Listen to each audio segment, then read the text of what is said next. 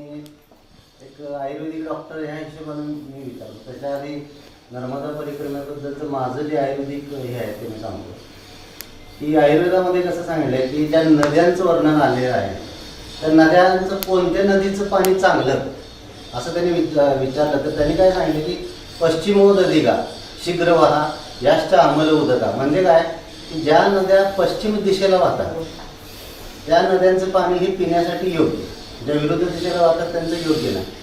आता पश्चिम दिशेला वाहणाऱ्या ज्या नद्या आहेत तापी, नम्रता, तापी, साबरमती येते, व्यास पण येते, पण ती पश्चिम दिशेला जात नाही, ती मध्येच येते.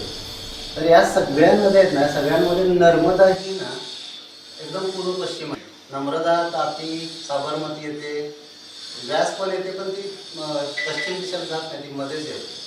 तर या सगळ्या नद्या आहेत ना, सगळ्यांमध्ये नर्मदा ही ना एकदम पूर्व पश्चिम आहे, ती स्ट्रेट आहे आणि सगळ्यात मोठी नदी आहे.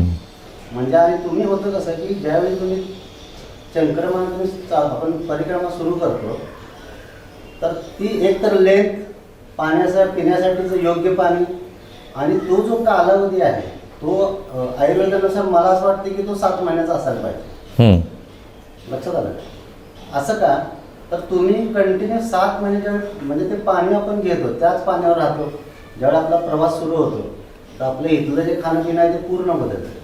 आता हे झालं म्हणजे नर्मदाच का मला अशी विचारलं ना महिने, तर त्याचं कारण हे शास्त्रीय म्हणजे आयुर्वेदाच्या दृष्टीनं मी असं म्हणेन की एकदम उत्तम जी क्रायटेरिया दिलेला आहे आयुर्वेदानुसार. माझा प्रश्न असा आहे की ज्यावेळी आपण परिक्रमा सुरू केली आपला आहार तर बदललाच. म्हणजे जो मी आहार इथं घेत होतो तो तिथं नसतो. म्हणजे तिथं आहाराचा तो विषय संपतो. हळूहळू ज्यावेळी चालणं सुरू झालं ना त्यावेळी शरीरामध्ये जे बदल होत गेले तर आपल्याकडे कसं आहे रस रक्त मांस मेद असे 7 धातू आहेत ना त्या क्रमात ते बदल होत असणार आहे. त्याच क्रमात म्हणजे 5व्या दिवशीच आळस काय आहे ना तर तो मेद धातूचा कालावधी आहे. लक्षात आलं? तर अशा पद्धतीनं ते बदल होत गेले तर कार्डियक इन्शुरन्स बाबा किती दिवसांनी ट्रान्सफॉर्मेशन झालंच ते पहिल्या दिवशी. शरीरातल्या ट्रान्सफॉर्मेशनमधले काय बद्दल अनुभवले का? आणि दुसरं ह्या सगळ्या याच्या ज्यावेळी आपण या भौतिक याच्यापासून ज्यावेळी वेगळं जातो त्यावेळी मनामध्ये काय ट्रान्सफॉर्मेशन झालं? आता मी पहिल्यांदा शारीरिक सांगेल. आता परिक्रमेला जाताना किंवा जेव्हा तुम्ही एवढा मोठा प्रवास करणार असता त्यावेळेस एक गोष्ट आणि कन्सेप्ट तुमची डे 1ला एकदम क्लिअर पाहिजे की काही जरी झालं तरी तिथं शारीरिक त्रास हा होणार आहे. म्हणजे तुम्हाला पायाला फोडे येणारच आहेत, तुम्हाला सर्दी खोकला थंडी ताप या गोष्टी होणारच आहेत. कारण की आपण घरी जरी असलो दैनंदिन आपलं आयुष्य जरी जगत असलो तरी एखाद दिवशी म्हणजे 3 महिन्याच्या कालावधीत एकदा तरी आपलं डोकं दुखतं, एकदा तरी हातपाय दुखतात, एकदा तरी पोट दुखतं, एखाद दिवशी ताप तरी येऊन जातो. तर तिथं तर हे सगळं ऐक सुखं सोडून तुम्ही तिथं जेव्हा जातात तर तेव्हा हे सगळं होणार आहे ही तुमची मानसिकता पहिल्यांदा तयार पाहिजे तरच तुम्ही जाऊ शकता. तिथं जर तुमचं हे असं असेल की असं असेल तर नाही तसं असेल तर नाही तर ते होऊ नाही शकत. त्याच्यामुळे मेंटली तो विषय माझा एकदम क्लिअर होता की शारीरिक चेंजेस किंवा शारीरिक गोष्टी या त्रासदायक असणार आहेत आणि ते प्रिपेअर करूनच मी गेलेलो होतो. शरीरामध्ये चेंजेस जर म्हणायला गेलं तर आता इथं ज्यावेळेस आम्ही चालत होतो तर पहिल्यांदा 8 किलोमीटर 10 किलोमीटर 4 किलोमीटर पहिले 4 किलोमीटर चालायला जीवावर जायचं. नंतर 8ला त्रास व्हायला लागला, 10ला त्रास व्हायला लागला.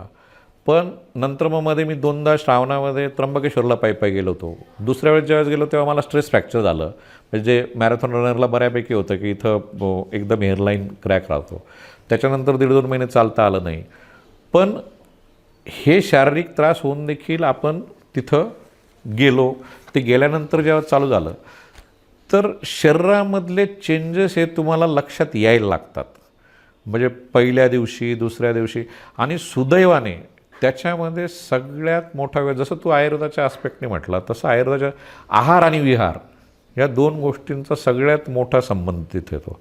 आहार अशा अर्थाने की तिथला आहार हा 100% सात्विक आहार असा समजला जातो. मग तिथं आता तुम्हाला आहारामधलं मी जर सांगेल की खूप जर तुमच्या फॅन्टसीज असतील तर फॅन्टसी वगैरे काहीच नाही. तिथं एकदम साधं सोपं खिचडी भेटते किंवा वरण भात तुम्हाला भेटणार किंवा मॅक्झिमम भाजीपोळी भेटायची झाली तर वांगे बटाट्याची भाजी आणि पोळी किंवा टिक्कड म्हणतात तिकडं, असे जाड पोळ्या असतात ते टिक्कड भेटतात. तर याच्या बाहेर म्हणजे ह्या आहाराचा मेनू साधारणतः 70-80% वेळा आणि 10-20% वेळा इतर आहार. आता तसं मी खूप खाण्यापिण्याच्या बाबतीत चूजी आणि 4 वेळा हे नको ते नको अशा प्रकारे, पण मी इतकं खात्रीपूर्वक सांगतो की पूर्ण परिक्रमेमध्ये एकदाही कुठल्याही गोष्टीचं क्रेविंग मला कधी झालं नाही की मला आज गोड खायचं आहे किंवा मला श्रीखंड खायचं आहे किंवा मला आज नाही आज बटाट्याची भाजी नको दुसरी काय. आणि प्रत्येक जेही जेवण काही आलं समोर मी कुठलीही चिडचिड न करता कुठलंही म्हणजे ठरवून अगदी कुठलंही त्याच्याबद्दल नाक तोंड न काय म्हणतात पिळता शांतपणे खाल्लं. त्याचा देखील इफेक्ट ॲटोमॅटिकली झाला. कारण की तिथं पहिल्या दुसऱ्या दिवसानंतर माझी कन्सेप्ट क्लिअर झाली की आपल्या घरी अचानक जर 2 लोक आले तरी आपली पळापळ होते. आपले 10 प्रश्न येतात, यांना काय समजत नाही का, ही काय यायची वेळ आहे का, यांना दुसऱ्या वेळात येता येत नव्हतं का, मग आत्ता तर माझी झोपेची वेळ होती, मग यांना यायचंच होतं तर मग यांनी 4 दिवस आधी सांगायला पाहिजे होतं. असे 100 प्रश्न आपण विचारतो आणि मग तो स्वयंपाक तयार करतो आणि मग त्यांना आपण खाऊ घालतो. तर त्या स्वयंपाकामध्ये जी एनर्जी जाते ती एनर्जीज ऑलरेडी निगेटिव्हरित्या घुसलेली असते. पण तिथं जेव्हा जे स्वयंपाक करतात तिथं त्यांना माहिती आहे की आज 2 परिक्रमावासी येतील का 4 येतील, 8 येतील का 10 येतील, जे कोणी येतील त्यांना आपल्याला खाऊ घालायचं आहे. एकाही माणसाच्या तोंडावर मी आठ्या तिथं बघितल्याने खाऊ घालताना अगदी गरीबाच्या गरीब घरात जेवलो पण कोणीही कधीही नकार बा कुछ नाही आहे बाबाजी एकदाही उपाशी राहिलो नाही कधीच तशा प्रकारात. त्याच्यामुळे तिथं त्या आहारामध्ये जी एनर्जी गेली, जसं आपण म्हणतो सात्विक आहार बनवणे म्हणजे तुमच्या घरातली लक्ष्मी स्वयंपाक कशी बनवते तशा याच्यावर तुमच्या घरातल्यांची प्रकृती अवलंबून असते. तर ती एनर्जी आपोआप त्या. आणि दुसरी गोष्ट विहार म्हणजे जे काही आपण आयुर्वेदामध्ये म्हटलं ब्राह्म्य मुहूर्तावर उठणं, तर तिथं इन नॅचरल गोष्ट म्हणजे आता सुरुवातीला मी ब्राह्म्य मुहूर्तावर का उठलो, मला 3-3:30लाच उठायचं. तर 3-3:30 वाजता उठण्याची माझी कन्सेप्ट एकदम क्लिअर होती की तिथं कमीत कमी 30-40 लोक आहेत. 30-40 लोक आहे म्हणजे हे सकाळी कुठेतरी वॉशरूमला जाणार, एकतर तिथं वॉशरूम असतील किंवा तुम्हाला बाहेर जायला लागतं. आता वॉशरूम जर असतील तर तिथं सकाळी रांग लागणार, मग ते घाण करून ठेवतात का स्वच्छ करून ठेवतात ते आपल्याला माहीत नाही, पण सगळ्यांच्या आधी आपण जाऊन येऊ. हा पहिला त्याच्या मागचा म्हणजे स्वार्थी उद्देश. सुरुवातीला आपण स्वार्थातून ते चालू करतो हा स्वार्थ. आणि दुसरं त्या गावात मुक्कामाला गेल्यानंतर मी आधी पाहायचो झोपलं की आधी जाऊन जर समजा तिथं वॉशरूम नसेल तर तुम्ही बाहेरचं जाऊन एकदा परीक्षण करून यायचं की सकाळी उठून आपल्याला कोणत्या दिशेला जावं लागणार आहे. कारण की गाव नोंद नाही, कदाचित आपण गावाच्याच दिशेने जर गेलो तर कदाचित एखाद्या शेतकऱ्याच्या, कारण तिथले शेतकरी पण काही ठिकाणी नाही जाऊ देत तो, तर आदल्या दिवशी रेकी करून यायची. म्हणून मग 3:30-4ला उठून आधी आपले प्रातर्विधी आटपून घेतले की मग आंघोळीची लाईन. आंघोळीला 100% वेळापैकी साधारणतः 60 ते 70% वेळा तुम्हाला हापशावर आंघोळ करायला लागते.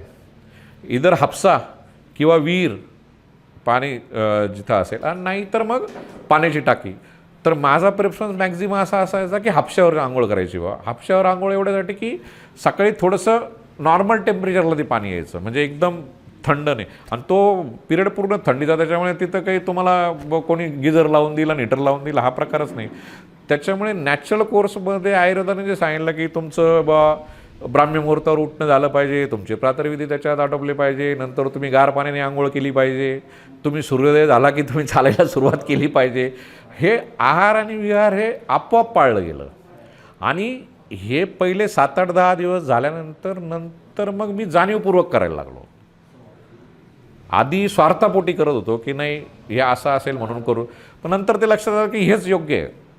मग त्या हिशोबाने सुरुवात झाली आणि मग त्याचा शरीरावर मनावर आपोआप परिणाम होऊन गेला. आणि तिसरं मी जे म्हटलं की तुम्ही बरोबर जेव्हा कोणाच्या चालत नाही तर तुमचं मन प्रचंड चंचल असतं, 1000 प्रकारचे विचार सेकंदाला येतात. आणि जेव्हा तुम्ही एकटे चालतायत तर सगळे विचार येतात, म्हणजे असा कुठलाच विचार नाही की जो तुमच्या. आणि त्याच्यामुळे मला काय झालं की माझ्या लहानपणापासून त्या आत्तापर्यंतचं संपूर्ण पिक्चर मी त्या पिरियडमध्ये पाहिला. की आता बरेचसे सहकारी कदाचित हॉस्पिटलला कोणतरी माझ्याबरोबर पूर्वी काम करत असेल, ते नंतर आठवतच नाही, ते आठवले, नंतर लहानपणाचे मित्र आठवले. आणि ह्या सगळ्याच्यात दुसरी एक गोष्ट काय होते की काही चांगल्या गोष्टी आपण केलेल्या असतात. आपण फक्त जेव्हा रुटीनमध्ये असतो तेव्हा फक्त चांगल्याच गोष्टी कुरवाळत बसतो. मी अमुक केलं, मी तमुक केलं, मी याचं चांगलं केलं, मी त्याचं चांगलं केलं. तिथं जेव्हा तुम्ही एकटं कारण चोर तुमच्या मनात दडलेला असतो, पाप तुमच्या डोक्यात असतं, ते तिथं बरोबर आठवतात सगळे. मग सगळं ते रिकलेक्ट होतं. मग आपण आईशी कसं बोललो, आपण वडिलांशी कसं बोललो, आपण बायकोशी कसं बोललो, आपण मित्रांशी कसं बोललो, आपण कोणाला फसवलं, हे आठवतं तिथं. आपण फसवलेलं असतं, आपण कोणाला दुखवलं, आपण कोणाकोणाशी कुठल्या क्षणाला कसं वागलो, ते त्यावेळेस चांगलं होतं का बरोबर होतं, ह्या सगळ्या गोष्टीचं रिव्हिजन तिथं होते. आणि त्या सगळ्या गोष्टीची रिव्हिजन होत असताना तुम्हाला एक वेळ अशी येते की तुम्ही मनातल्या मनात त्या लोकांची माफी मागत चालता. आणि कदाचित तुम्ही तिथं समोर जाऊन त्यांची माफी मागू शकत नसाल, पण ती त्यावेळेस जी माफी मागितली जाते ती कदाचित बरोबर पोचत असेल असं मला वाटतं. कारण की तिथं तुम्ही कनेक्टेड राहता त्या गोष्टीला. आणि हे सगळं म्हणजे तुम्हाला ठरवायला नाही लागत हे करायसाठी, पूर्ण रिकामेच आहे ना तुम्हाला. आणि बाय गॉड म्हणजे पहिला जो माझा म्हणजे माझ्या परिक्रमेचे मी 3 टप्पे करेल. पहिला जो माझा महिना होता परिक्रमेचा, त्यावेळेस माझा उत्साह होता, सगळं होतं. त्यावेळेस मी 100% डेडिकेशन, म्हणजे मला लिटरली इकडचं काहीच आठवत नव्हतं. मी सगळं सोडून दिलं होतं. आपलं हॉस्पिटल आहे, आपली बायको आहे, पोरं आहे का काय, म्हणजे काहीच नाही. पूर्ण डिटॅच होऊन म्हणजे मी पहिला महिना पूर्ण तशा याच्यात काढला. दुसऱ्या महिन्यामध्ये मग मला थोडीशी आठवण येते, मग मी तिथं जरा 75%. आणि नंतर अमरकंटकपासून जे निघालो त्याच्यानंतर मात्र मी बऱ्यापैकी इकडं परत कनेक्ट व्हायला सुरुवात झाली होती. मग ते नंतर आठवायला लागतं. म्हणून त्याच्यामुळे नंतर स्पीड वाढत गेला माझा. म्हणजे अमरकंटक मग नंतर मी जवळपास 45, 50, 40 अशा स्पीडने चाललो रोज. आणि जेव्हा मी डिटॅच होतो तेव्हा माझा स्पीड कमी होता. मग ते आपोआप घडतं या गोष्टी. जशी आठवण यायला लागली इकडचं, मग ते तुम्हाला ओढत नेतं ते सगळं बरोबर सुपरफास्ट असं. डॉक्टर, माझा एक प्रश्न आहे. मी तुम्हाला घेण्यासाठी आलो. जेव्हा तुम्ही रूममध्ये आला ना, ॲक्च्युअली तुम्ही रडला, तुम्ही लगेच तुम्ही एकदम नॉर्मल झाला. ही गोष्ट तुमच्या लक्षात आली होती का? आम्ही दोघं म्हणजे धनु मी तर अवाक झालो. तुम्ही एकदम हसत आले रूममध्ये आणि असे बेडवर बसले, तुम्ही रडले खूप. हा चेंज काय झाला होता तुम्हाला, काय वाटलं? त्यावेळेची सिच्युएशन अशी होती की सगळ्यात पहिल्यांदा जेव्हा आपण परिक्रमेला निघतो त्यावेळेस जसं मी म्हटलं की आपल्याला एक माज राहतो की मी करून टाकेल, आपल्याच्याने होऊन जाईल, आपण नाही तर मग कोण करेल, आपल्यासाठीच आहे, हे सगळं असतं तुमचं. म्हणजे हे आपोआप होत जातं, फक्त ते तुम्हाला ॲक्सेप्ट करायला लागतं. म्हणजे काही लोक ते ॲक्सेप्ट करतात, काही लोक ॲक्सेप्ट करत नाही. ते ॲक्सेप्ट केलं होतं मी की आपल्याला ह्या अशा भावना आपल्या मनामध्ये तयार होतात. तर ह्या भावना मारणं ही फार मोठी गोष्ट असते. बऱ्याचदा आता आपल्या नवरा बायकोच्या संबंधांमध्ये देखील आपण बऱ्याचदा चुकतो, पण आपण माफी मागत नाही. मग तो कुठंतरी ते अडत जातं ते गोष्ट. मग ते किंवा इथं तिथं गेल्यानंतर मग ते नाही मीच करू शकतो वगैरे, तो सगळा मात जिरून जातो तुमचं. जेव्हा तुम्ही शूलपाणी चढता, शूलपाणीमध्ये ते सगळं तुमचं उतरून येतं खाली. त्याच्यानंतर जे असे मध्ये मी प्रसंग सांगितले की 3-4 वेळा झालं की नाही, परत जाऊ येऊ, परत जाऊ येऊ, होईल का नाही, तो एक प्रकार राहतो. आणि तिसरं जेव्हा ही सगळी परिक्रमा होत असते ना, तर ही सगळी परिक्रमा होत असताना 100% तुमच्याबरोबर एक दैवी शक्ती कार्यरत असते. 100% म्हणजे हे नॉर्मल माणूस करू शकत नाही. म्हणजे मी आज एकदम नॉर्मल आहे, त्यावेळेस माझ्याकडून कोणीतरी ते करून घेतलं. तर जेव्हा मी रूममध्ये आलो त्यावेळेस माझ्या डोळ्यात अश्रू यायचं एकमेव कारण होतं की त्या क्षणी बा ही दैवी शक्ती आपल्यापासून लांब जाणार आहे, हे माझ्या डोक्यात पहिल्यांदा आलं. की आता आपण परत रुटीनमध्ये. आणि धनुला पाहिल्यानंतर मला ते थोडंसं भरून आलं होतं. हे दोन्ही गोष्टी त्या तिथं अशा मिक्स झाल्या. एक मेन तर ते की नाही बा आता हे नाही राहणार आपल्याबरोबर, ते म्हणजे ते खूप त्रासदायक डिटॅचमेंट राहते. जसं इथून निघताना ती डिटॅचमेंट राहते तसं ती तिथून येताना म्हणजे मी नुसता तिथंच रडलो नाही. मी त्याच्यानंतर ज्यावेळेस खाली गेलो नर्मदेवर आंघोळीला गेलो. मायावती तुमच्यावर गेलो का? नाही, आम्ही आधी आंघोळ करून आलो. सॉरी, तुम्ही नव्हते तेव्हा, तुम्ही पोचलेच नव्हते. आम्ही आधी पोचलो, घाटावर गेलो. घाटावर गेल्यानंतर जेव्हा घाटावर मी आंघोळीला बसलो, मी यांना बागे, तेव्हा तिथं खूप वेळ रडू आलं, बराच वेळ, की तिथं मग मी मैयेमध्ये पाय सोडून बसलो. मग आता त्या प्रवासात जेव्हा मी म्हणतो की तुम्हाला चांगले विचार येतात आणि वाईट गोष्टींचा पश्चाताप येत होतो, तर आम्हाला एक असे साधू महंत रस्त्यात भेटले होते. त्यांनी सांगितलं की बेटा, जो भी कुछ तुम्हारे मन में होगा वो मैया से बातें करते चलो, तुम्हारा वो आपोआप मतलब अपने आप निगेटिव्ह होता चलेगा. तर आम्ही पर्पजफुली मग जरी बरोबर असले लोक तरी तिथं काठावर जाऊन बसायचं आणि काठावर जाऊन बसून जे काही आपल्या मनात कितीही वाईट विचार असो तो सगळा तिथं बोलायचा, की मैया मला हे असं असं वाटलं होतं, हे असं असं झालं होतं, हे योग्य आहे का बरोबर. आणि जे काही तुम्हाला चांगलंही बोलायचं असेल, जे काही मागायचं असेल ते बोलून, म्हणजे असं मनातल्या मनात पण नाही, असं बोलून तुम्ही एक्सप्रेस करायचं, असं ते त्या महाराजांनी सांगितलं. आणि ते मध्य प्रदेशमध्ये अशी सिस्टीम आहे. मध्य प्रदेशमधले जे स्थानिक रहिवासी आहेत ते स्थानिक रहिवासी काठावर जातात. काठावर आम्ही सहज एकाला विचार म्हटलं काय, नाही नाही, आम्ही मैयाशी बोलतो, मैयाला सगळे सुखदुःख जे असतील ते आम्ही सांगतो आणि तिला सांगितल्यानंतर आमचं ते व्यवस्थित होतं, असं आमचं म्हणणं आहे बा. तर त्या हिशोबाने आम्ही देखील तो म्हणजे नेमावरच्या पुढे आम्ही ते बऱ्यापैकी नेमावरच्या आसपासपासून आम्ही ते पाळायला लागलो. मग तिथं परत जेव्हा ओंकारेश्वरला पोचल्यानंतर त्यावेळेस तेच परत की एवढं 2-2.5 महिने तू बरोबर, म्हणजे जो काही तो संवाद साधायचा होता त्यावेळेस पण ते आपोआप येतं. आणि ते काही ठरवून होतं किंवा अमुक याच्याने होतं असं काही नाही, ते एक ती नॅचरल प्रोसेसमध्ये त्या गोष्टी होतात. तुमच्यासारखाच म्हणजे एक प्रश्न माझा की तू जेव्हा सुरुवात केली आणि जेव्हा तू संपवून पूर्ण आला तिथे म्हणजे परिपूर्णतेची भावना, पण त्यावेळेस तुला काय वाटलं? म्हणजे तू काहीतरी मागे टाकतोय किंवा हे सगळं बघितलं की म्हणजे ज्या गोष्टी तू आपण दैनंदिन उपभोगल्या त्याला काही किंमत नाही, पण तू काय वाटलं तुला ते परिपूर्णता म्हणजे असं वाटलं का मी परिपूर्ण झालोय किंवा मी काय टाकलं पाहिजे किंवा काय सोडलं पाहिजे? परिक्रमा जी झाली ना, आता मला जर प्रश्न विचारला की तुमची परिक्रमा झाल्यानंतर तुम्ही समाधानी आहात का, तर मी 100% समाधानी नाही. हे स्पष्टपणे सांगतो की आय एम नॉट सॅटिस्फाईड. ते अशा अर्थाने सॅटिस्फाईड कारण की परिक्रमेला निघताना मी बऱ्याच गोष्टी मनात आधी ठरवलेल्या होत्या. तुम्हाला काही संकल्प करून जायचे असतात की मी परिक्रमेला गेला तर अमुक करेल, मी परिक्रमा, तसं मी ठरवलं होतं की परिक्रमेला गेलं तर साधू संतांना भेटेल, त्यांची सेवा करेल, तिथं आश्रमांमधले वॉशरूम असतील ते धुયેल, त्या आश्रमामध्ये काहीतरी थोडीफार सेवा करेल, असे काही माझ्या मनापुरते काही संकल्प मी करून गेलो.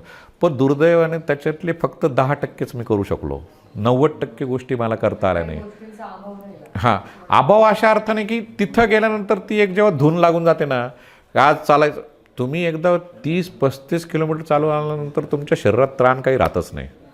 त्याच्यानंतर तुम्ही कुठून उठून तरी त्यातल्या त्यात तिथं पेशंट बघणे, मेडिसिन देणे, ह्या गोष्टी मी त्यातल्या त्यात केल्या, पण त्या माझ्या दृष्टिकोनातून 10%च आहे. 90% ज्या गोष्टी ठरवल्या होत्या किंवा बरेचसे असे ठिकाणं आहेत की तिथं जाऊ शकलो नाही, तिथलं दर्शन घेता आलं नाही, तो पार्ट माझा राहून गेला. त्याच्यामुळे ती अपूर्णतेची भावना, म्हणजे माझ्या डोक्यात अशी अजिबात भावना नाही की पूर्णतेची, अपूर्णतेची भावना अजूनही आहे. आणि तिथं असं निश्चितपणे ठरवून आलेलो आहे की इथून पुढे ज्या ज्या वेळेस वेळ भेटेल, कदाचित पूर्ण परिक्रमेला परत मैया कधी बोलवेल मला माहीत नाही, बोलवलं तर जाणंही होईल, पण ज्या ज्या वेळेस वेळ भेटेल त्यावेळेस अशा ठिकाणी 2 दिवस, 1 दिवस, 4 दिवस असं जाऊन यायचं आणि आपल्याला ज्या अपूर्ण राहिलेल्या गोष्टी आहेत त्या पूर्ण करायचा कुठून तरी प्रयत्न करायचा. आणि ऑफकोर्स जो जातो मग ती मैया म्हटलं जातं, म्हणजे नर्मदेला मैया म्हटलं जातं. मैया म्हणजे आई, आणि आईकडे तुम्ही मागायचंच असतं. म्हणजे तुम्ही जर असं म्हटलं की मी आईकडे काहीच मागणार नाही तर तुम्ही मूर्ख आहात, कारण की आईचा जन्मच हा देण्यासाठी आहे. तर त्याच्यामुळे तिथं प्रत्येकजण मागतोच, काही ना काही त्याच्या प्रत्येकाच्या एक्सपेक्टेशन असं, आणि ते मागणं बरोबर मैया टप्प्याटप्प्याने पूर्ण करत जाते तिथं. आणि तिथून तिची काही कुठली अपेक्षाही नसते, अशा याच्याने ती पूर्ण करत जाते. म्हणून आईकडे मागा, बाकी दुसरीकडे कोणाकडे तुम्ही बापाकडे मागा, कोणाकडे मागा, ते काहीतरी अपेक्षा ठेवतात, पण आई तशी काही अपेक्षा ठेवत नाही देताना. त्याच्यामुळे ते मागतोच. आता मध्ये आम्हाला एक साधू माता भेटल्या त्या. आता ते बऱ्याचदा आपण यूट्यूबवर किंवा असं ते बघतो की मी अशी मनात इच्छा व्यक्त केली की मला उद्या आता श्रीखंड खायला मिळावं, आणि मला दुसऱ्या दिवशी लगेच एकाने बोलवलं आणि माझ्या ताटात श्रीखंड होतं. तर त्या मैयाने सांगितलं, अरे तुम्ही असं क्षुद्र का मागताय, खायचं का मागताय, ती देणार तुम्ही मोठं काहीतरी मागा. आपण तिथून मग परत तो आपल्यात चेंज होतो, नाही नाही खरंच आपण काय खायचं काय मागू, आपण वेगळं काहीतरी मागितलं पाहिजे. तर हे तिथंच सांगितलं जातं किंवा तिथंच ते आपोआप टप्प्याटप्प्यात कळत जातं. असं ती देणारच आहे ना, मग मोठं काहीतरी माग असं.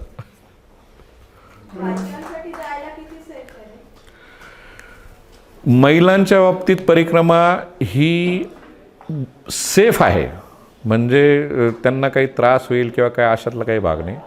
पण कष्टप्रद निश्चित आहे असं मी म्हणेल. कष्टप्रद अशा अर्थाने की अजूनही आश्रमांची संख्या खूप वाढली आहे. आश्रमांची संख्या वाढली नाही अशातला भाग नाही. आश्रमांची संख्या खूप वाढलेली आहे. आश्रमांचा दर्जाही दिवसेंदिवस सुधारतो आहे. पण याच्यात दोन प्रकार, म्हणजे तिकडच्या आश्रमांच्या बाबतीत मी सांगेल 3 प्रकारची तुमची निवासाची व्यवस्था होते. एक साधू महाराजांनी स्थापलेले आश्रम, दुसरे स्थानिक गावकऱ्यांनी तयार केलेले आश्रम, म्हणजे स्थानिक गावकरी आपण 50 जणांनी मिळून एका ठिकाणी एक हॉल बांधून घ्यायचा, तिथं सेवा, तशा प्रकारचा आश्रम, आणि तिसरं वैयक्तिक त्या एखाद्या व्यक्तीच्या घरात जाऊन त्यांनी केलेली जी व्यवस्था आहे ती व्यवस्था. तर आता साधू महाराजांच्या आश्रमांमध्ये राहावं जास्तीत जास्त वेळा असा प्रयत्न असतो, पण तिथं महिलांच्या बाबतीत बऱ्याचदा नियम लागू पडतात की असं. आता साधू महाराज म्हणजे त्या परिक्रमात ते फार पाळायला लागतं की साधू महाराज जर पुढचा आश्रम हा साधू महाराजांचा असेल आणि तुम्ही दुपारच्या वेळात जाणार असेल तर तुम्ही 1 वाजता जाऊन द्या आम्हाला जेवायला, तर भेटत नाही. तुम्ही तिथं 11 वाजताच जाऊन पोचलेली पाहिजे. संध्याकाळी तुम्ही 5 वाजताच पोचलेले पाहिजे, तर तुम्हाला संध्याकाळचं जेवण भेटेल, नाही तर तुम्हाला पुढे जायला लागतं. तसं तुम्ही गावातला जो गावकऱ्यांनी तयार केलेला तिथं तुम्ही केव्हाही जा तुम्हाला तिथं भेटतं, किंवा इंडिव्हिज्युअल माणसाच्या घरी केव्हाही जा तिथं तुम्हाला भेटतं. तर महिलांच्या बाबतीत अजूनही स्वच्छतागृहांची सोय, म्हणजे स्वच्छतागृह आता बऱ्यापैकी तिथं 60-70% ठिकाणी झालेले आहेत.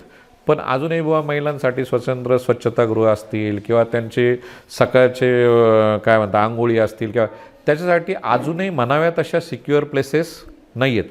पण तरीही महिलांचा परिक्रमा म्हणजे, आणि मी एकदम आनंदाने सांगेन की मुंबई, पुणे इथून महिलांचा खूप जास्त प्रमाणात ओढा आहे शहर. म्हणजे आता माझ्याबरोबर एक कुटुंब, मला 2 नवरा बायको होते. ही जो इंजिनियर त्याची 2 पटेल म्हणून होते, शिकागोमध्ये मोठी फर्म होती, ग्रीन कार्ड होल्डर, 2 नवरा बायको शिकागोमध्ये. ॲट द एज ऑफ 60 त्याने नवऱ्याने तो सगळा बिझनेस हँडओव्हर केला मुलाला, आणि 2 नवरा बायको फक्त परिक्रमा करायला आलेले होते. आणि त्याच्यातली ती लेडी जास्त, आणि आम्ही जवळपास 4-5 दिवस बरोबर होतो. मी प्रत्येक ठिकाणी बघायचो, आणि त्या पिरियडमध्ये ते शुल्पानीमध्ये माझ्याबरोबर होते. शुल्पानीमध्ये नो वॉशरूम्स काय, ती एकदाही त्या महिलेची कुठेही तक्रार किंवा काही हे एकदम आनंदाने चाललं होतं. म्हणजे तुम्ही कसं घेता त्याला, त्याच्यावर ते अवलंबून आहे. तुला असं काही वाटतं की एक डॉक्टर म्हणून आहे की ती परिक्रमा केलीस, तुझे अनुभव की तू त्यामध्ये म्हणजे हे ज्या अडचणी आल्या तर तू काही पद्धतीने सॉल्व्ह करू शकशील किंवा काही मदत करू शकशील? मी याच्यात एवढंच सांगेल की आपण कितीही प्रयत्न, म्हणजे परिक्रमेचा आधीचा मी आणि परिक्रमेनंतरचा मी, आपल्याकडे महाराष्ट्रामध्ये असेल किंवा माझी आत्तापर्यंतची सेवा करायची सिस्टीम म्हणजे काय होती, कोणीतरी आलं अमुक एक मंदिर, आपण ताट हे 10,000 घेऊन जा, हे 15,000 रुपये घेऊन जा, हा ₹1,00,000 चेक घेऊन जा, आणि तुम्ही तुमचं जाऊन तिकडं करून घ्या, तुम्ही मंदिर बांधा का काय करा, त्याच्यावर लक्ष नाही काय नाही, तुम्ही तिथं भंडारा देता का काय. पण माझ्यात काय हे आपण 10,000 दिले आहेत ना तिथं, आपण 15,000 दिलेले आहेत, तर सप्तशृंगी देवीचं तिथं शेड आपण टाकलेलं आहे. हा देतानासुद्धा एक अहमभाव तुमच्यामध्ये आहे. तिथं काठावर हे शिकायला भेटतं की तिथं गरीबातला गरीब माणूस असो किंवा श्रीमंतातला श्रीमंत माणूस, त्यांच्यामध्ये देताना 0% अहमभाव आहे. म्हणजे अजिबात कुठल्याच प्रकारचा मोह. त्याच्यामुळे मी हे रिअलाईज केलं की इथून पुढे जर मला काही करायचं असेल, जर मी स्वतः काही करू शकणार असेल तरच करायचं. पैसे देऊन मी अमुक करेल ही गोष्ट खोटी हे तिथं गेल्यानंतर. तर हा एक चेंज मी माझ्यापुरता करणार की नाही बाबा एखाद्या ठिकाणी 10,000 देण्यापेक्षा तिथं जाऊन त्या पंक्तीत वाढता येत असेल मला तर मी ते करेल. पण इथूनच डिंग्या मारायच्या त्याला काही अर्थ नाही. तर सेवा ही तुम्ही स्वतःच करायला लागते. तुम्ही दान दिलं ते सत्पत्री जायला लागतं असं म्हणतं. आता जसं तुम्ही मंदिराची पावती पाडून देते, मंदिराच्या पावतीपैकी मंदिर बांधायला किती विटा घेतल्या आणि तिथल्या कार्यकर्त्यांनी किती लुटले तर ते पापात पण तुम्ही सहभागी होता. त्याच्यापेक्षा तुम्हाला जे काही करायचं आहे ते स्वतः करा. म्हणून तिकडे मी जे म्हटलं की मोठ्या घरातल्या ज्या महिला म्हणजे मला खूप आश्चर्य. एका ठिकाणी दावठा म्हणून एक गाव आहे तिथं पटेल म्हणून 750 एकर जमीन आहे त्या माणसाची. रोज कमीत कमी 150 लोकांना स्वतःच्या खर्चाने जीव घालतात आणि कमीत कमी 150-200 लोक कामाला असतील. पण घरातल्या सर्व महिला आणि सर्व पुरुष 11 महिला आणि 11 पुरुष आहेत त्या घरात. 4 मुलं ते स्वतः सगळा स्वयंपाक बनवतात, स्वतःच्या हाताने वाढतात आणि सगळी पात्र स्वतःच्या हाताने उचलतात. म्हणजे जा रे भूषण उचलून घे तो प्रकार नाही. तर तो चेंज आपण केला तर ती सेवा ॲक्च्युअलमध्ये लागू पडते बा असं मला वाटतं.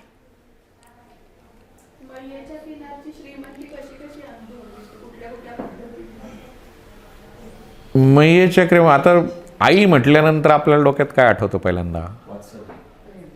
प्रेम. तिथं फक्त प्रेमच भेटतं. श्रीमंती फक्त प्रेमातच. म्हणजे तुम्ही कोणाकडेही जा. म्हणजे आता आम्ही तो प्रसंग मी धनंजयला याला सांगितलेला आहे किरणला. एकदा दुपारी चालत होतो, खूप भूक लागली, जेवायचं स्थान काही जवळपास सापडेना. म्हणून मग आम्ही एका चहाच्या ठिकाणी चहा पाहत तिथं थांबलो. मग त्यांनी सांगितलं की इथून आप अंदर 1.5 किलोमीटर जाओगे, वहाँ पे गाव है, वहाँ राधा कृष्ण का मंदिर है, वहाँ पे जाके बैठो, आपकी खाने की व्यवस्था हो जाएगी. आम्ही म्हटलं आता भूकच लागलेली आहे. आम्ही गेलो, मध्ये 1.5 किलोमीटर गेलो, तिथं जाऊन थांबलो. थोड्या वेळाने एक मैया आल्या, साधारणतः 60तल्या असतील. बोले कितनी मूर्ती आहे? तिथं परिक्रमा असेल ना, मूर्ती म्हणजे किती लोक आहेत बा? तर आम्ही 18-20 लोक होतो. 18-20 मूर्ती आहे. तर ठीक है बोले बाबा जी आप एक आधा-पौना घंटा रुको, आपकी भोजन की व्यवस्था हो जाएगी. अर्ध्या-पाऊण तासानंतर त्या मैया आल्या, आम्हाला घेतलं आणि त्यांच्या घराकडे घेऊन जातात. तर एकदम नर्मदेच्या काठावर त्यांचं घर होतं. प्रचंड पूर येऊन गेलेला होता आणि त्या पुरामध्ये ते पूर्ण घर गेलेलं होतं. घराचं आतोनात नुकसान झालेलं. घरात कुठलंही सामान नाही, एकदम लिमिटेड चीज वस्तू. स्वतःचे त्यांचे खायचे. मुलाचे पाय फ्रॅक्चर झाले, मुलगा बेडवर, सून, नात आणि ती बहीण. 20 जणांसाठी म्हणजे त्यांचे स्वतःचे कदाचित महिनाभराचे खायचे वांदे असतील. 20 जणांसाठी व्यवस्थित भोजन म्हणजे डाळ, भात आणि पोळी आणि गोड असं म्हणून ते आमच्यासमोर ते नातल्या पाठवून गुळाचा खडा मागवलेला होता आणि गूळ प्रत्येकाला गुळाचा खडा दिलेला होता. तर तो प्रसंग झाला. त्याच्यानंतर एका ठिकाणी रस्त्यात असं एका लहान 5वीत जाणाऱ्या म्हणजे 4थी-5वीत जाणाऱ्या मुलीने तिचे आईवडील शेतावर होते, आजी आजोबांबरोबर ती गावात राहत होती आणि आमची मुक्कामाची सोय केली. खायला काही नाही, तिच्या घरात पण काही नव्हतं खायला. पण बरोबर जेवढं तिच्याकडे पीठ होतं, आम्ही 5 जणं होतो, बरोबर 10 पोळ्या त्या हिशोबाने म्हणून प्रत्येकाला 2-2 येतील आणि ह्या पोळ्यांमध्ये यांचं पोट भरणार नाही म्हणून तिने भात लावलेला होता. आधी तिने फक्त पोळ्या दिल्या. आम्ही पोळ्या म्हटलं, आम्ही एकमेका तोंडावर की आता एवढंच आहे बा, आपण हात धुवायचे. ते नाही बाबाजी चावल आ रहे. मग तिने भात आणून दिला आणि लसणाची चटणी केलेली होती. म्हणजे तिच्या घरातले मी किचनचे फोटो पण आणलेले आहेत. म्हणजे लिटरली 2 प्लास्टिकचे डबे, म्हणजे सगळ्या प्रकारचे मसाले पण नाही, 2 भांडे आणि ते बनवायला जे काय असेल ते. पण इतकं आनंदाने खाऊ घातलं की हे आपण कितीही ठरवलं, किती अशा अजून 10ही परिक्रमा झाल्या तरी आपल्याच्याने ते शक्य नाही. हे तिथंच जन्माला यायला पाहिजे आणि तिथं मैयेकडूनच ते प्रेम भेटलं पाहिजे. हे आपल्याच्याने तेवढं शक्य म्हणजे त्याच्यातलं थोडंफार जरी आलं तरी ती परिक्रमेचं सार्थक झालं असं म्हणेल मी. असं म्हणतात की परिक्रमेमध्ये एकतरी नर्मदा मैया कोणतं उपाय दर्शन देते, असं काही अनुभव आला का? नर्मदा मैया दर्शन देते अशा खूप स्टोरीज आहेत, खूप लोक सांगतात, म्हणजे जेवढे परिक्रमावासी जातात प्रत्येकजण सांगतो की आम्हाला नर्मदाबाई भेटली. मी देखील सांगतो हो मला नर्मदाबाई भेटली. पण माझी नर्मदाबाई बघण्याचं माझी कन्सेप्ट पूर्ण. आता आम्ही एका आश्रमात बसलेलो होतो, तिथं एक आपले महाराष्ट्राकडचेच बाबा, तिथं दोघी तिघी महिला 4-5 पुरुष नाही म्हणे मला काल मैयेचं दर्शन झालं, मी शुल्पानीतून येत होतो आणि मग असं चाललो होतो आणि मी एकटा होतो आणि अचानक समोरून एक स्त्री आली आणि तिने असा केसांमध्ये गजरा रोवलेला होता आणि छान मेकअप केलेला होता आणि ती आली आणि बाबाजी किधर जाणे वगैरे वगैरे वगैरे असं त्यांनी ते पूर्ण मैयेचं वर्णन. एक देवी मला भेटली वा अशा पद्धतीने. मला काही अशा प्रकारची देवी काही कुठंच भेटली नाही.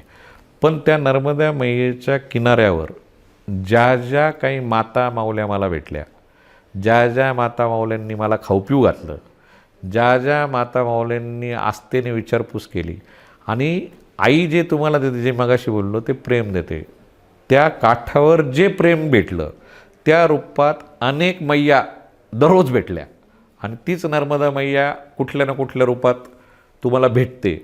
असं कदाचित देवी काही लोकांना भेटतात, जे पुण्यात्मे असतील, जे तेवढे तपस्वी. आपण काही तेवढे तपस्वी नाही, त्याच्यामुळे मला ते तशी भेटली नाही. पण ह्या रूपात 100% मला मैया भेटली. आता तू निर्मला परिक्रमावासियांचे सगळे प्रॉब्लेम्स बघितले, पण ह्याच्यासाठी पुढच्या ह्याच्यामध्ये तुझं काही प्रयोजन आहे की आपण काहीतरी करू शकतो का परिक्रमावासियांसाठी? म्हणजे आता परिक्रमा करून झाली, तो एक एक्सपिरियन्स घेतला, त्यांना आलेल्या अडचणी बघता आपण पुढच्या ह्याच्यामध्ये याच्यामध्ये आता आम्ही जे आपण काही करू शकतो का त्यांच्यासाठी? आता जेवढे आम्ही परिक्रमा केली ना, तर रस्त्यामध्ये आम्हाला अनेक ठिकाणी जे आश्रम लागले, त्या आश्रमांमध्ये ज्यांनी पूर्वी परिक्रमा केलेल्या आहेत असे लोक सेवा द्यायला होते. आता त्याच्यामध्ये म्हणजे काठावर बऱ्याच ठिकाणी आता मुंबई, पुण्याच्या, आता पुण्याचा एक काहीतरी 300-400 लोकांचा ग्रुप आहे. असे भरपूर पुण्यात परिक्रमावासियांचे ग्रुप आहेत. त्यांनी तिथं वर्गणीतून जागा घेतली आहे, आश्रम बांधला आहे. आणि मग ते 2-2, 3-3 जोडपे येऊन ठराविक कालावधी करतात, तिथे येऊन सेवा देतात. 15-15 दिवस तिथं थांबतात, सेवा देतात आणि परत जातात. अशी बरीच लोक म्हणजे तिथं फक्त आपण तेवढंच करू शकतो की त्या ट्रॅकवर जाऊन, त्या पट्ट्यात जाऊन जे लोक कोणी आता आज तुम्ही माझं सगळं खूप कौतुक केलं, खूप सोहळा केला, तुम्ही माझे पाय धुतले, तुम्ही माझे पाय पडले, खूप ऑकवर्ड फील होतं ते. पण त्यावेळेस फक्त मनात एकच गोष्ट आणायची असते की हे माझं नाही चालू, हे मैयाचं चालू आहे. ही जी भावना आहे, हीच भावना त्या ते लोकांनी बोलून, बाबाजी हम आपके लिए कुछ भी नहीं कर रहे, आप जिसको साथ में लेके आए हो, ते नर्मदेचं जे पाणी घेऊन उसको हम कर रहे हैं, तो आप बिल्कुल इसका ऐसा मत समझो कि आपके लिए कर रहे हैं. तर ती भावना येते आपोआप. आणि त्या हिशोबानेच मग इथून पुढं आपण तेच करू शकतो की कुठल्या ना कुठल्या रूपात परिक्रमावासियांची म्हणा किंवा इथं जे कोणी भेटतील त्यांची स्वतः सेवा करायची. म्हणजे इथून मी 10,000 पाठवून देईल आणि ती सेवा होईल असं नाही. परिक्रमेच्या आधीचं ज्ञानेश्वर आणि परिक्रमेच्या नंतरचं ज्ञानेश्वर याच्यामध्ये काही फरक? परिक्रमेचा आधीचा ज्ञानेश्वर आणि परिक्रमेनंतरचा ज्ञानेश्वर दोघंही एकच आहेत. याच्यामध्ये काही फरक नाही. फक्त मधला जो 3-4 महिन्याचा जो कालावधी होता, जो कालावधी मी परिक्रमा केली, त्या कालावधीमध्ये जो परिक्रमेच्या आधीचा ज्ञानेश्वर होता त्याचं जे काही डिस्कनेक्शन होतं, जे काही त्याला कनेक्ट व्हायचं होतं किंवा एनर्जी मिळवायची होती, तर ती एनर्जी मिळवायचा फक्त मी त्याच्यात प्रयत्न केला. जर असा 3 महिन्यात कोणात फरक पडू शकला असता तर सगळेच जण परिक्रमेला गेले असते. त्याच्यामुळे मी माझ्यामध्ये किंवा तुम्ही देखील माझ्यामध्ये एकदम 100% किंवा एकदम 50% याच्यात चेंज होईल असं एक्सपेक्ट करणं एकदम चुकीचं आहे. कारण की त्याला प्रचंड तप आणि तपश्चर्या लागते. आणि तेवढं प्रचंड आणि तपश्चर्या माझ्याकडून अजून काही झालेलं नाही आहे. जे आहे फक्त तेवढ्या काळात जेवढं काही मला कनेक्ट होता आलं, जेवढं काही मला वॉशआउट करता आलं. कारण की तुमचं इतकं भरलेलं असतं, आपण बोलू बऱ्याचशा गोष्टी म्हणजे तुम्ही मित्रांना बोलू शकत नाही, तुम्ही घरात बोलू शकत नाही. आणि चांगल्या आणि वाईट गोष्टी ह्या 100 म्हणजे माझं नेहमीचं म्हणणं आहे की ह्या जगात काहीच चांगलं नाही आणि काहीच वाईट नाही. म्हणजे कदाचित रजनीश बच्छाव हा माझ्यासाठी खूप चांगला आहे, पण तो शैलेशसाठी वाईट आहे. तो प्रत्येकाचा त्या गोष्टीकडे बघण्याचा आस्पेक्ट आहे. तर हे माझ्या दृष्टिकोनातून जे चांगलं होतं ते मी साचवायचं होतं, आणि जे माझ्या दृष्टिकोनातून वाईट होतं ते मी वॉशआउट करण्याचा फक्त या 3 महिन्यात प्रयत्न केला. बऱ्याचशा चुकांची जाणीव होते. भविष्यात असा प्रयत्न राहील की त्या चुका आपल्या हातून होऊ नये. बऱ्याचशा अशा लोकांना आपण दुखावलेलं असतं. भविष्यात असा प्रयत्न राहील की आता तिथं मी मनातल्या मनात माफी मागितली. आज कदाचित अजून मी तेवढा मोठा झालो नाही की त्यांच्याकडे जाऊन मी म्हणेल की नाही बरं का माझं त्यावेळेस चुकलं, पण भविष्यात कदाचित मी माझ्या कृतीतून त्याच्यात रिकवर होण्याचा प्रयत्न करेल. हे प्रोसेस आहे ती. म्हणजे आय डोंट एक्सपेक्ट त्या परिक्रमेनंतर मी रिझल्टची अपेक्षा नाही करत आहे. त्या प्रोसेसमध्ये राहावं याचीच एक्सपेक्टेशन आहे, आणि तेवढी जरी झाली तरी परिक्रमा सफल झाली असं वाटेल.